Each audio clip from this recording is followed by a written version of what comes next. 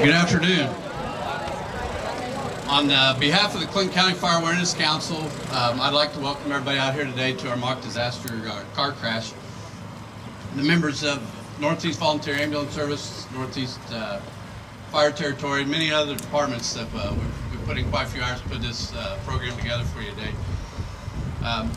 We're trying to show you how big of an impact the drinking, driving in, distracted driving, texting and driving, using your phone, how big of an impact that really has on especially people your age.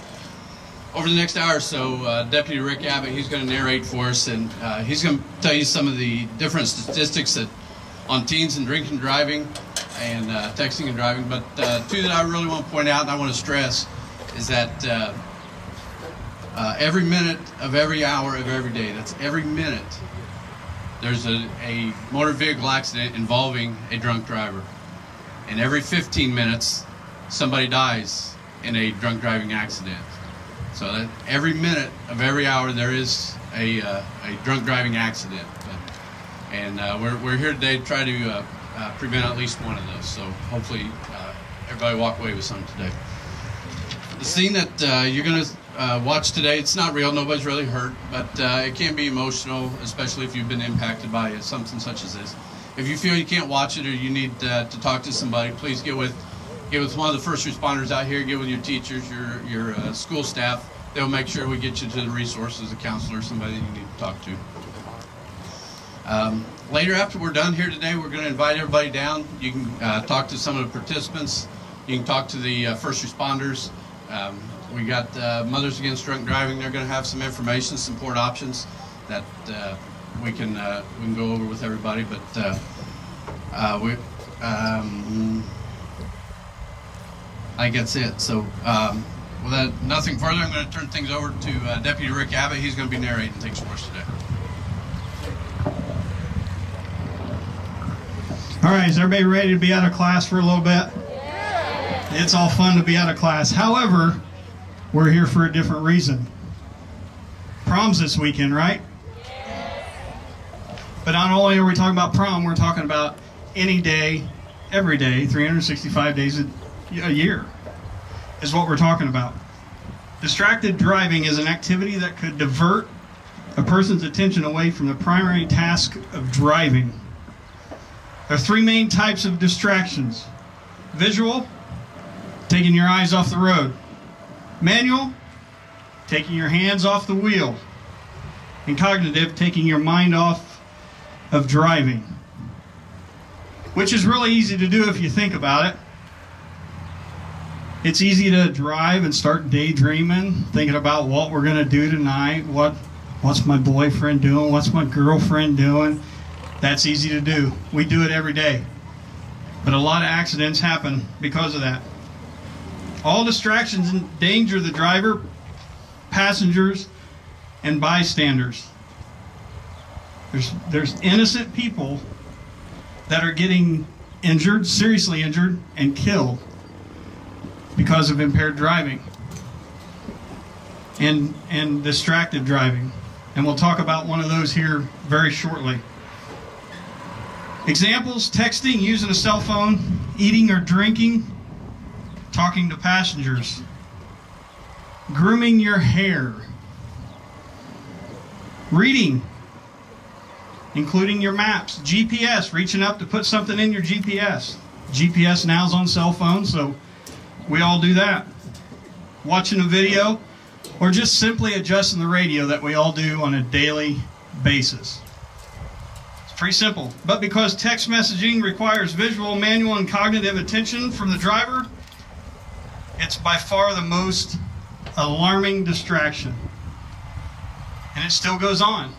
Even though we have a state law that you cannot text and drive, people still do it daily. The ironic thing is, I just told my wife the other day, Tuesday, matter of fact, we were in our personal vehicle and I pull up next to somebody at a stoplight and there's somebody sitting there texting as we take off. And they text the whole way. I looked at her and said, do you really think they'd do that if I was in my police car?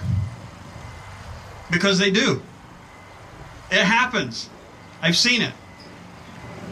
We can put our cell phones down long enough to do what we have to do, go from point A to point B, and then we can text. If you need to pull over the side of the road to send a text message, do it. Nobody's going to say anything. Turn your hazards on, pull over, send the text message.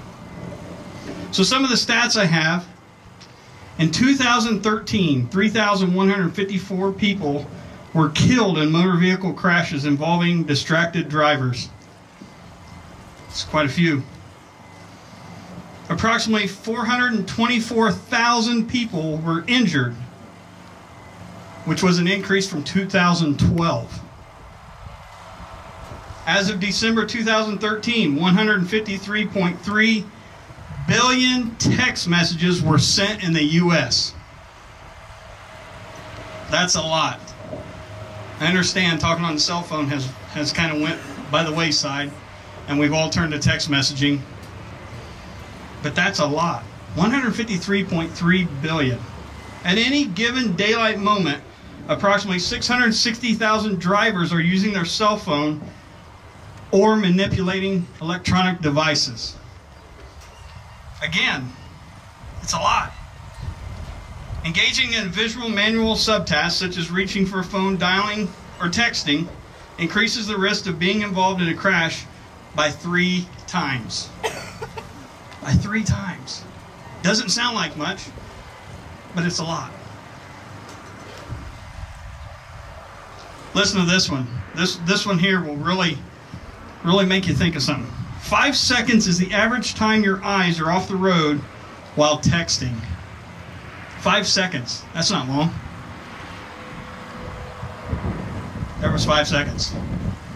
When traveling 55 miles per hour, that's enough time to cover the length of a football field, blindfolded, at 55 miles per hour. That is a long distance. You get off the edge of the road, what happens? It's all over. You get onto the shoulder, you hit that little berm there, and who knows what can happen. Especially, I don't want to go into a lot of detail on it, but at State Road 26, all these firefighters that are here will tell you, you get off the road up there, you're hitting a telephone pole. So let's talk about drinking and driving, impaired driving.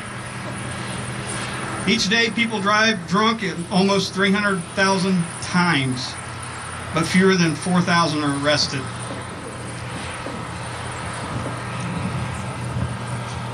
Almost half of all drivers who were killed in crashes and tested positive for drugs also had alcohol in their system.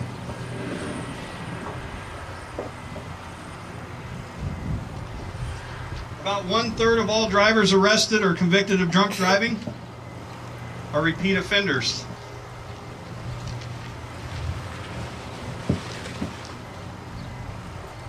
Here's a question I hear a lot, and I've heard it a lot over at the elementary level. Just curious kids, not saying they're over there drinking. The average person metabolizes alcohol at the rate of about 1 drink per hour. A standard drink is defined as 12 ounces of beer, 5 ounces of wine, or 1.5 ounces of distilled spirits, which contain the same amount of alcohol. Impairment is not determined by the type of drink, but rather by the amount of alcohol drank over time. I got just a couple more stats and I'm going to wrap it up because I have something that's, to me, very special. So, only time will sober a person up. Drinking coffee, exercising, or taking a cold shower will not help.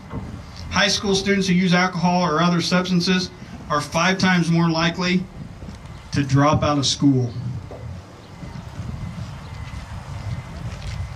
Car crashes are the leading cause of death for teens, and about 1/4 of those crashes involve an underage drinking driver. Teen alcohol use kills 4,700 people each year. That's more than all illegal drugs combined. So real quick, a suspected drunk driver, how many of you heard of that just the other day? How many of you heard that? A 3-year-old child. We lost a 3-year-old child to a suspected drunk driver. It's hurting our little ones, you guys. Those of you that are seniors, you're getting ready to move on to college, graduate college, get married, you're going to be having kids. But what I want to do is I want to show you what it's like to be affected by a drunk driver. Because it not only affects your family, your friends, your classmates, it affects your life, your whole life. And what we've done is we've reached out to, I'm going to call her a very dear friend of mine, to come here to talk to you guys that has been directly affected by a drunk driver. Directly affected by a drunk driver. And she's willing to share some of the story with you. If you guys would, please welcome Mrs. Andrea Green.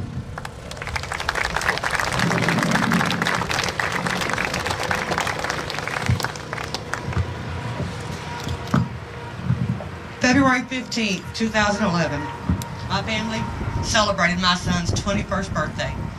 Exciting time. 21. He's legal. 12 days later, we were planning his funeral. Christopher Wayne Green, Critter to everybody that knew him. He was a smart, fun, sweet, loving boy. And he had a love of life that you would not believe. Critter wasn't a bad person. He was a young person, just like you. He made bad choices. He thought it couldn't happen to him, but it did. On the night of February 27th, 2011, he made a horrible, horrible decision. He decided to drink and drive for the first and only time in his life. In the early morning hours of February 27th, we got the call from our son's girlfriend telling us Critter had wrecked his truck. My husband went to check on him. He was the first on the scene. He found our son in a position that no parent should ever see their child in. You see, our son was trapped in his truck. He was pinned between the headrest of his seat and his steering wheel. He was unconscious, and he was just gurgling and twitching. His arm was bent at an odd angle above his head and behind his back. And my husband could do nothing to help our son except call 911 and pray. For hours, we sat at the hospital, praying and listening to the sounds of the machines, keeping our son alive. At 8:46 p.m. on the night of February 27th, 2011, the doctor pronounced my son dead from severe brain injuries received in the accident. Our lives changed forever that day because of one bad choice. We lost our youngest child. Don't think these things won't happen to you. They can and they will. If you find yourself in a situation where you have been drinking, call someone. Find another way home.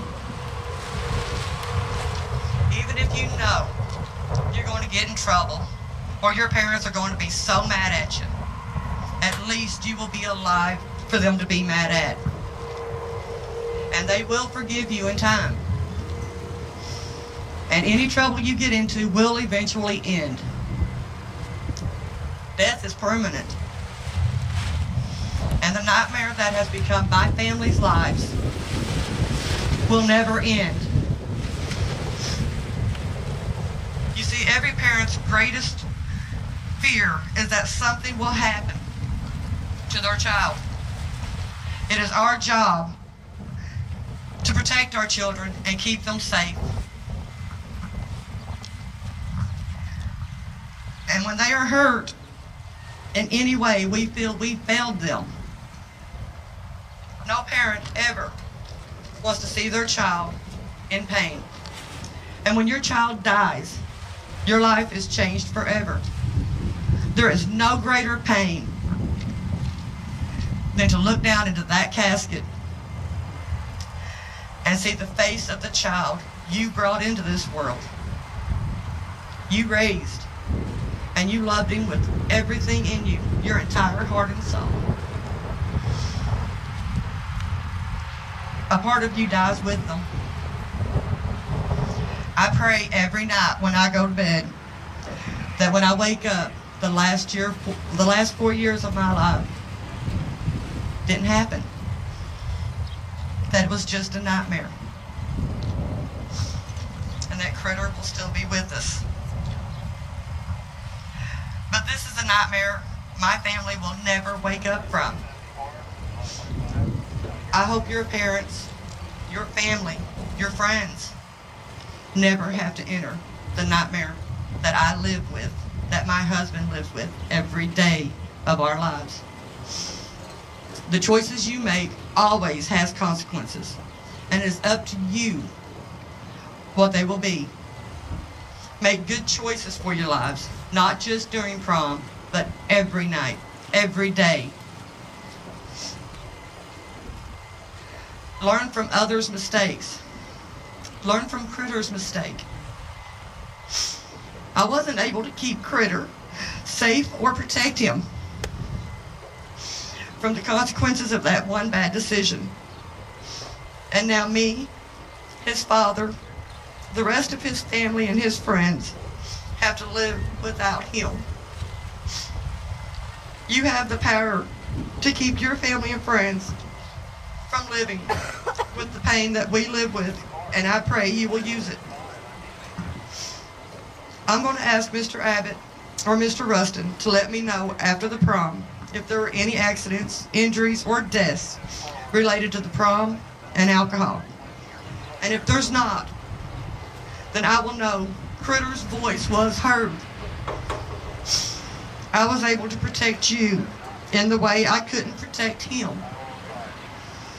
And I will know my son did not die in vain. It's up to you to make the right choices. Thank you.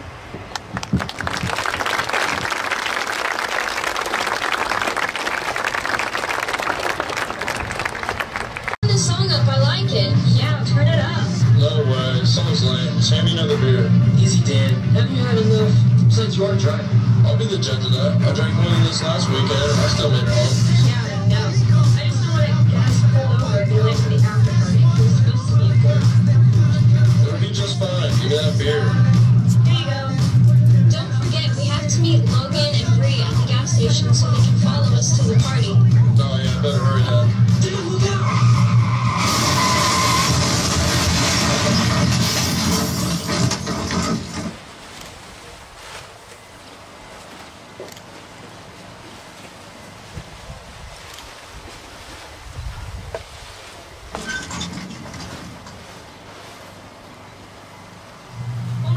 What happened? Charles, wake up. Are you okay?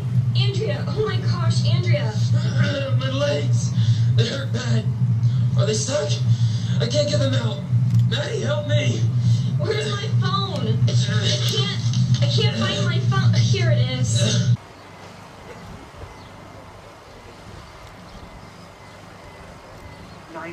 Where is your emergency? It's in a car accident at my school. Okay, what school are you at? Clinton Central? At Clinton Central, at the near the high school? Yeah, in the parking lot. In the parking lot? How many injuries? Is anyone injured? There's a couple in my car. There's another car too. Okay. I don't know. Okay, Sam, that's okay. I will get help out there. You said it's at Clinton Central in the parking lot, right? Yeah. Are you injured as well? I don't think so. Okay, what about your friends that are in the car with you? A couple of them are unconscious. Unconscious? Okay. Waking up. Okay, I will get help out there, okay? And you said there's another vehicle as well? Yeah. Okay, all right, we will get them en route, okay? We will have the injury. Okay, we will. Okay, we'll have them en route, ma'am. Okay. Okay, uh-huh. Hurry. That's okay, we will. We're hurrying. We're on our way. We're dispatching them now, okay? Andrea, are you hurt? Andrea! Andrea! Do you know about the other people in the car? Andrea! In the other car? Andrea, wake Okay. up. All right. Wake up, Andrea. All right, Are we you will have okay? them en route, Oh okay? gosh, Charles, Andrea. All right. Charles, calm down. Andrea, wake up! I hear the cops. I gotta go. No, Dan, help me! Andrea's hurt bad. They'll know I've been drinking. I'm gonna go to jail. Dan, help me! Do the right thing! Help!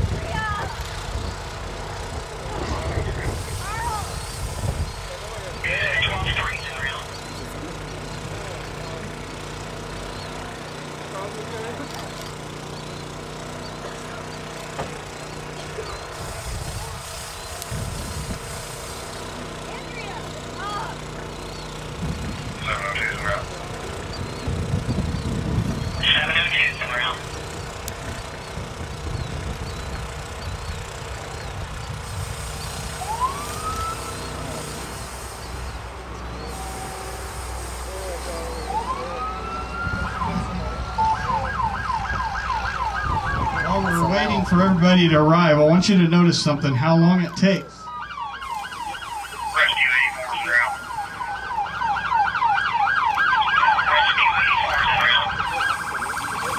To get people to where we're at. Okay? It doesn't matter. As a deputy sheriff, we could be in Rossville. Sorry, I'm having problems with my mic. We could be in Rossville. Luckily, this has been staged to be right here close by. Rescue 74's route. 1242's arrived. Rescue 74's en route.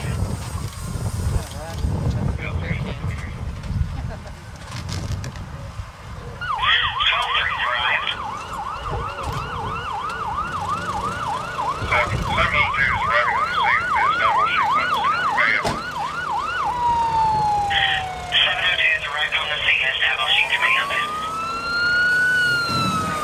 Cool. Rescue 84's arrived.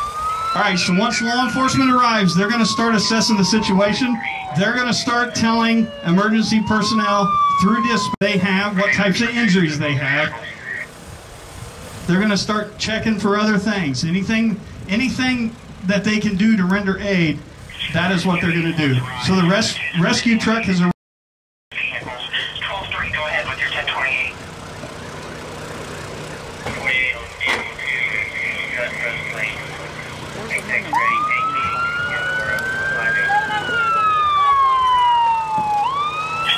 They are now requesting Lifeline to be en route. So we'll have Lifeline en route to the scene. They've noticed that there's some serious injuries here that we're not going to be able to take care of at one of our local hospitals. Not clear to dispatch Lifeline to the scene. 707's arrived. 702, where you want us? Hold on just a little bit, leave a lane open. Engine 133, I need a hand lane home for the red vehicle. We have smoke showing from the front end. So they're going to start pulling off some hydraulic hoses here to be able to use the Hearst tools or the jaws of life. They also, being that there is smoke showing from a vehicle, they're going to pull out a fire hose until they can figure out where that smoke's coming from. A lot of times the smoke could be coming from a radiator that's got a busted line or a busted radiator. It'll smoke. Precautionary measures, they pull out the hose. Rescue 74 clear. Fire control 17 command.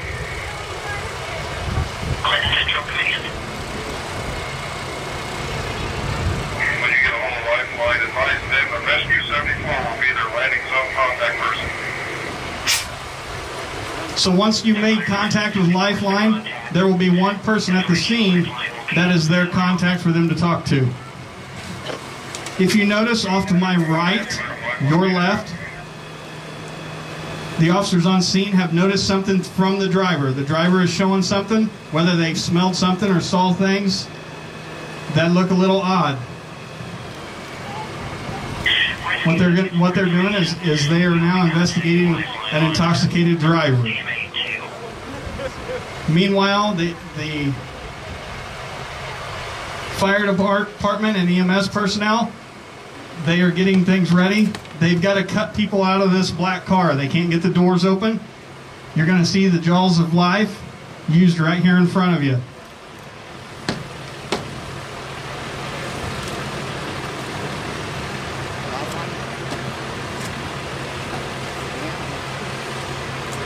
They cover them whenever they break the glass so nobody gets injured, as well as when they're cutting on it. They want to make sure that they do not injure anyone that's in the vehicle any worse than what they are already injured. They're cutting the windshield out to make it easier to get into them. Over in the red car, the red Jeep, they have the C-spine. They're holding a C-spine, which is somebody's neck, to make sure that they do not injure it any worse than what it already is injured.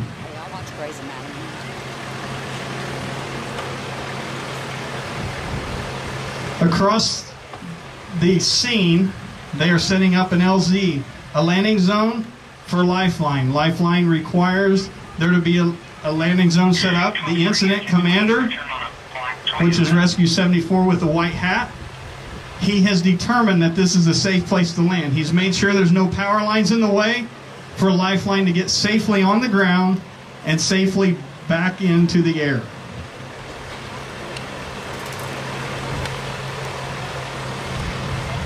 They're taking out the backseat passenger in the red Jeep.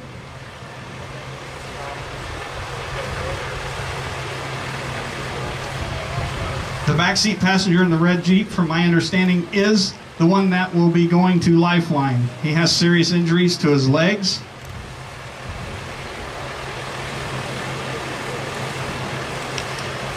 Meanwhile, the law enforcement officers are still dealing with the intoxicated driver, having him perform standardized field sobriety tests to see how intoxicated he is.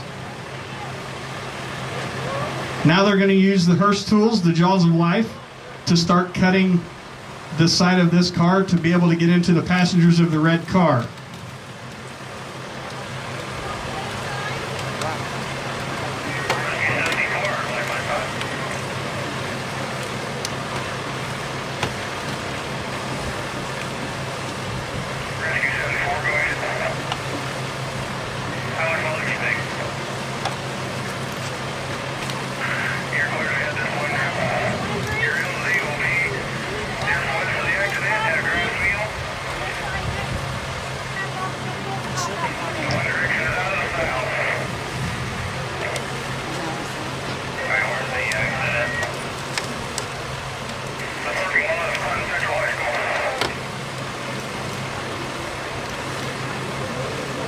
So they have now talked to Lifeline. Lifeline is en route. They are on their way here. They've told them where the LZ is. When they get a little closer, Lifeline will ask if they have any patient updates so they know what's wrong with the people they're going to be dealing with.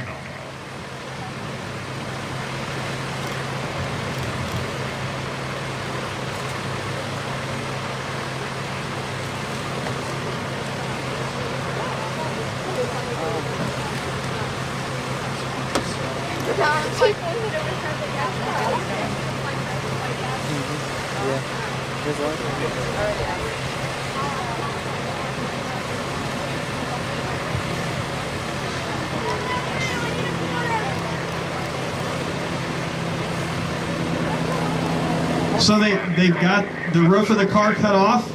If you notice, there are 2 medical personnel in the back seat. They are holding C-spine to hold the necks, but they're also making sure that there's no other injuries inside the car.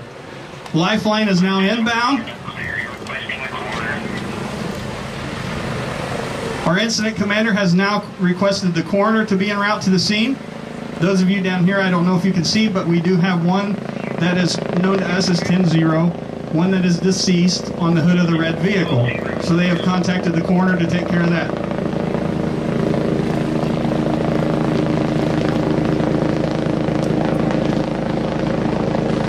While Lifeline's coming in for their landing, I know it's hard, you guys all want to see Lifeline, but those of us on the actual accident scene, we pay no attention to Lifeline. We see this helicopter all the time. We're going to pay attention to what we have to do at the scene, and we're going to make sure everybody on this scene is safe.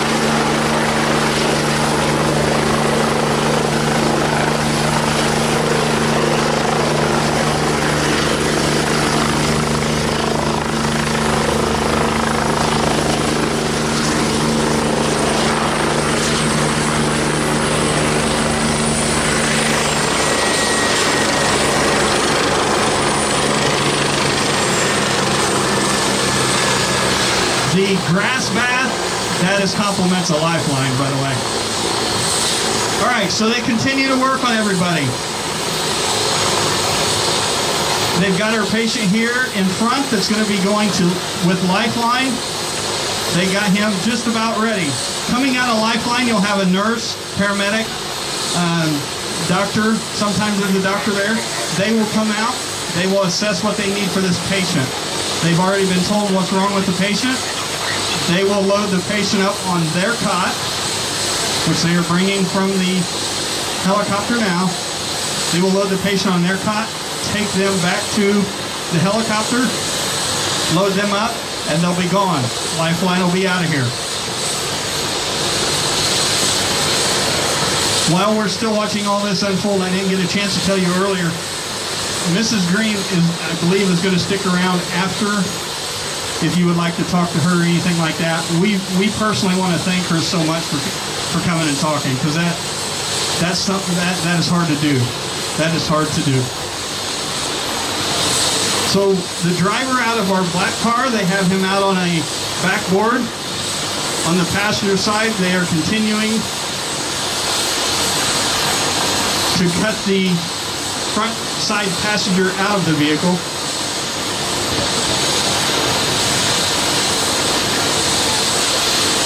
Our Lifeline personnel have arrived over here at the scene. Once they get them loaded up, our firefighters, EMTs, they will help them get the cot back out towards the helicopter.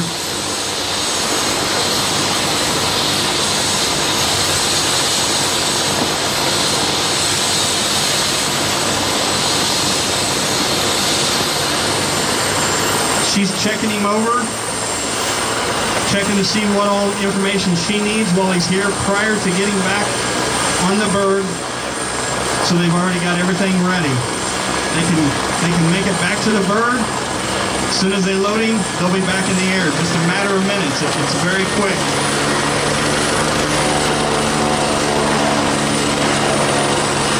The pilot, they're going to do what's called a hot load. A hot load, meaning the pilot's not going to shut anything down. They're going to keep everything going. You notice he's cranked it back up. They're ready to go. As soon as they get over there, they'll put them in, and less than a minute, they'll be back in the air. It's very quick, very quick. They continue working on our patients over here in the black car. They've got one loaded in the ambulance, and they're working on the other one now. Meanwhile, our law enforcement officers have determined that our driver of the red vehicle is possibly intoxicated. They have placed him into custody, where they will take him to the sheriff's office to administer an breath test, a certified breath test to the state of Indiana. If he refuses that, they'll take him to the hospital. They'll do a blood draw. Either way. The biggest misconception with drinking is people think that their license. The one thing I want to teach you about your driver's license, you guys, is your driver's license, it's not a right to drive. It's a privilege. The state of Indiana allows you to drive on their roads. That is a privilege. And it says you will submit to a chemical test at the request of an officer. If you don't, your license will be suspended for up to a year. For 1 year, you won't have a driver's license. So they're doing the hot load. Our firefighters, EMT, and their medical personnel getting them back out to the helicopter. The important thing to note at the helicopter, you notice two guys standing back at the rear. That is to protect anybody from backing into the rear rotor. If anybody gets near them, they'll put their hands out and push them away. They always put two there. They've loaded our other patient into the ambulance. Patients in the ambulance over there, they're getting ready to head out.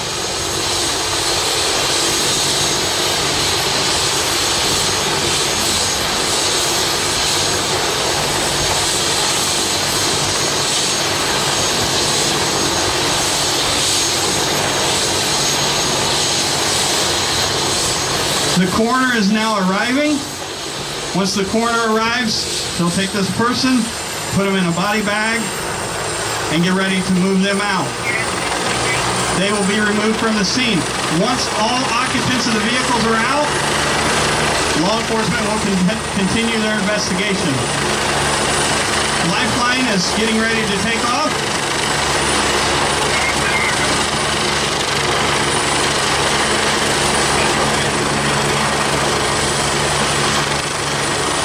We have told you at the beginning that no one is actually hurt in this accident, correct? Everybody with me? Correct? I do not know if he is sitting up at this time, but on the count of three, let's all wave to Charles. He's going up in lifeline. 1, 2, 3.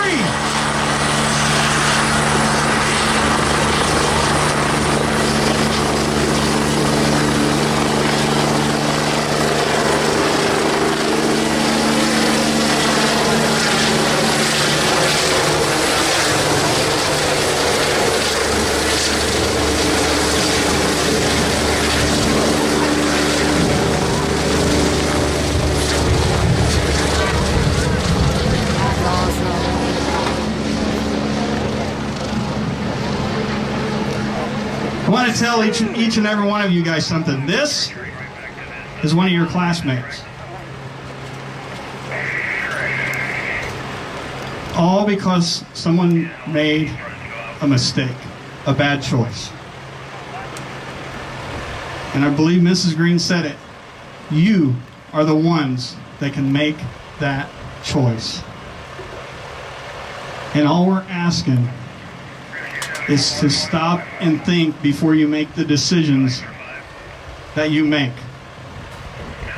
The coroner arrives, they unzip the body bag, they put the person in the body bag.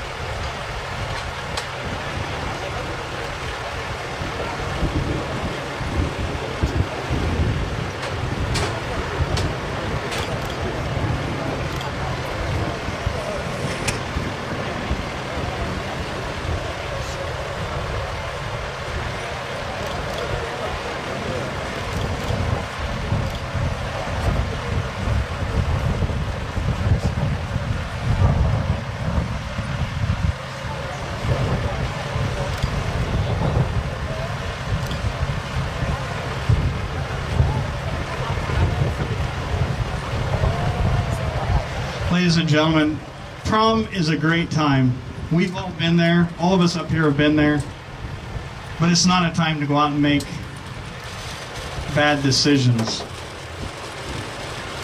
One of the hardest jobs, and I'm sure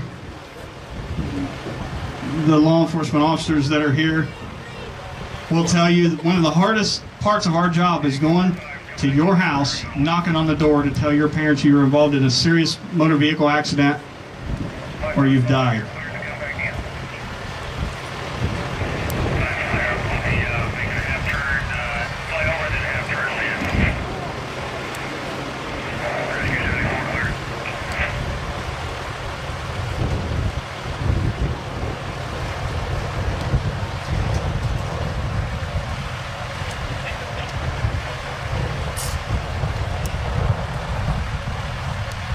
So what's going to take place is Lifeline is making a big circle. They're going to come back and land. I'm not positive if they're staying for a little bit or not. But once all this is done, you guys are more than welcome. And I encourage you to talk to all of our role players.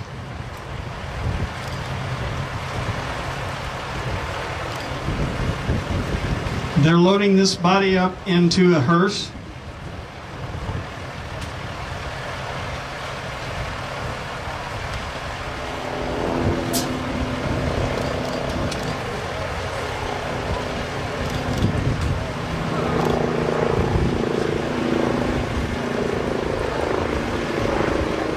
I encourage you to talk to these people because I can tell you when I met with all of our role players the other day, this stuff started hitting home with them. This stuff really started making some sense to people. Today, I took them to the side. I let them talk to Mrs. Green. And they see the dangers of distracted driving and impaired driving. Mrs. Sellers will be here from MAD. She has information. If you need to talk to somebody, please talk to her. We'll let the helicopter land. Charles might be sitting up now, so.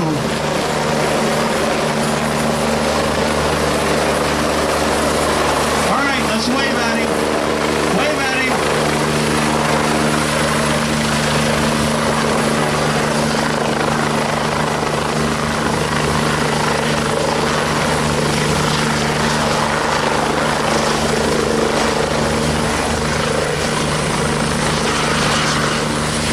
We want to say thanks, a special thanks to Lifeline. A special thanks to Lifeline. Have any of you ever, I hope not, any of you have been injured enough that you had to go in Lifeline? Anybody? That's about a $20,000 ride. It was about $20,000 to get to go up in Lifeline, and they were fortunate enough and grateful enough to allow us to let somebody go up in it, and Charles was our lucky one. He just took a $20,000 ride for free.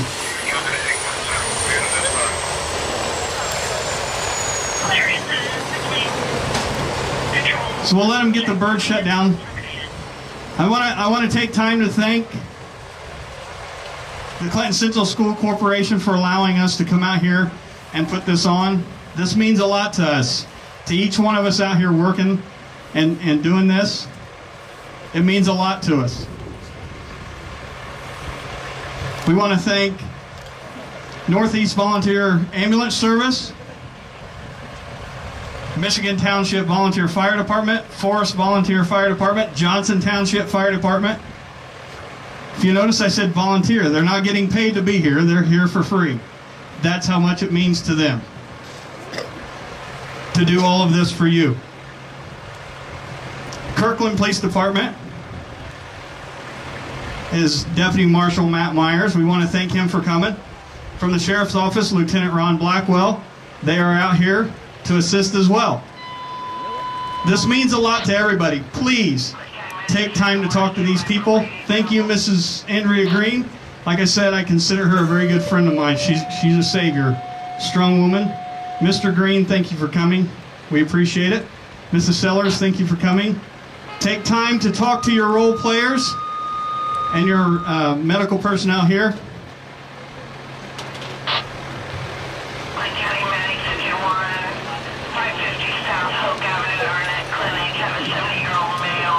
Okay, Real quick before I release you, we've still got some time.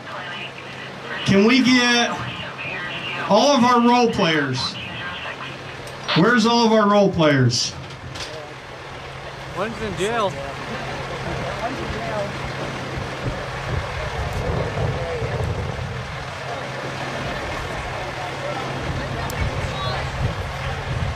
We're still missing one.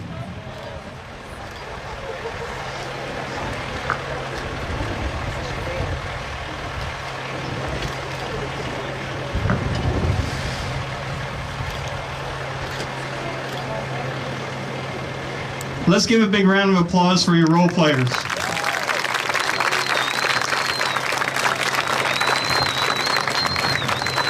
Please take time to talk to them, and they can tell you that they've been through a lot, especially today.